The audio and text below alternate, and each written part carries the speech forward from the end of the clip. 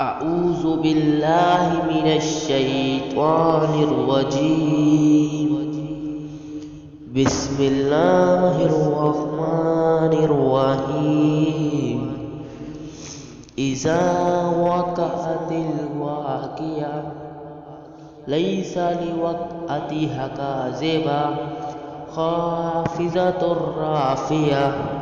إذا رجت الأرض رجا وبست الجبال بسا فكانت هباء منبثا وكنتم أزواجا ثلاثا فأصحاب الميمنة ما أصحاب الميمنة وأصحاب المشأمة ما أصحاب المشأمة والسابقون السابقون أولئك المقربون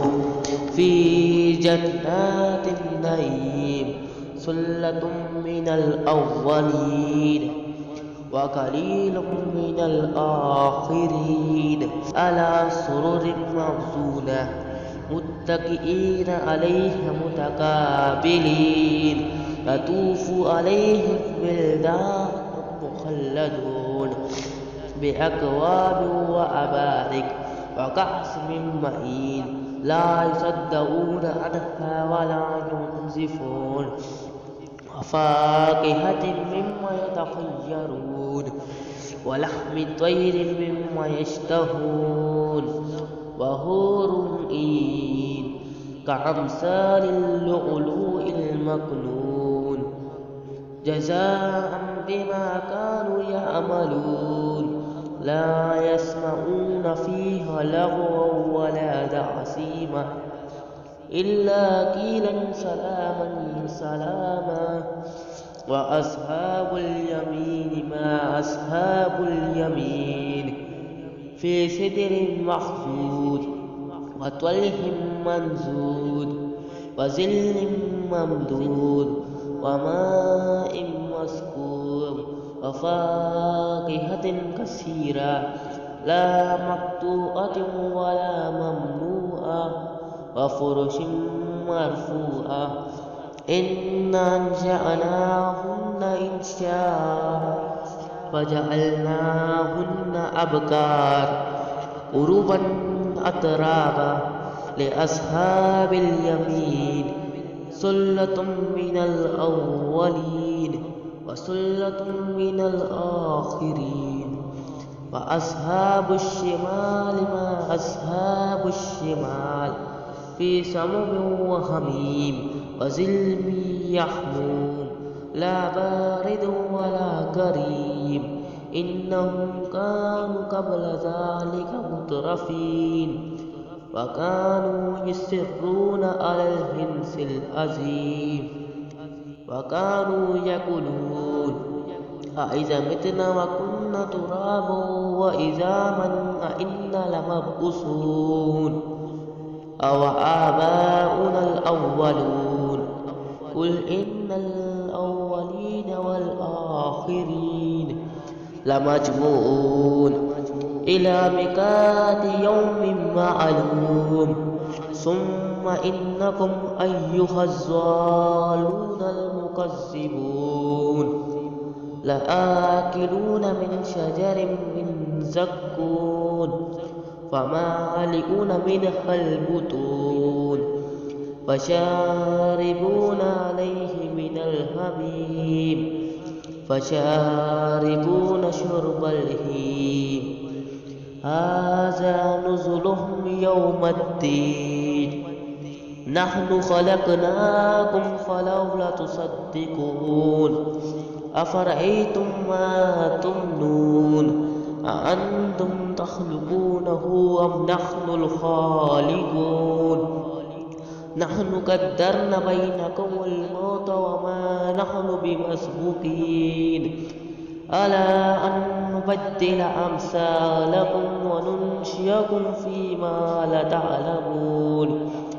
ولقد علمتم النشأة الأولى فلولا تذكرون أفرأيتم ما تحرثون أأنتم تزرعونه أم نحن الزارعون لو نشاء لجعلناه طعاما فظلتم تفكهون إنا لمغرمون بل نحن محرومون أفرأيتم الماء الذي تشربون أأنتم أنزلتموه من المزن أم نحن المنزلون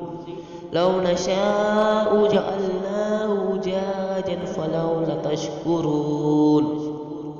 أفرأيتم النار التي ترون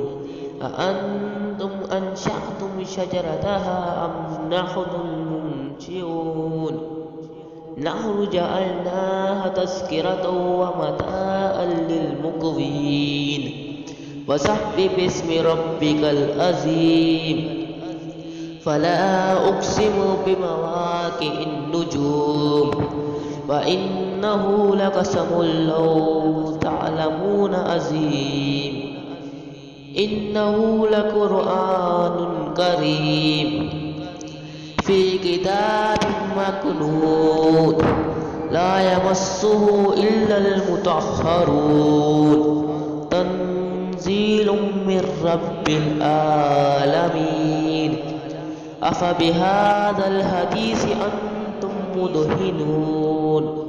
وتجعلون رزقكم أنكم تكذبون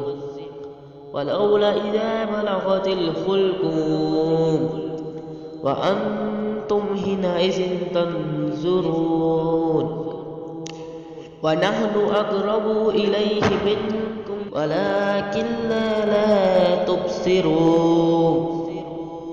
ولولا إن كنتم غير مدينين ترجعونها إن كنتم صادقين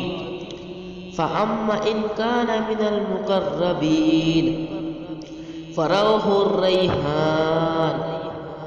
وجنة نعيم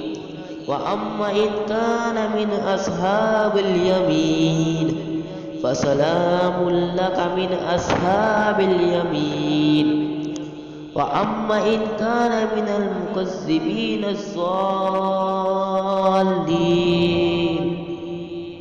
فنزل من حميم وتسلية جحيم إن هذا لهو حق اليقين وسبح باسم ربك العظيم صدق الله العظيم.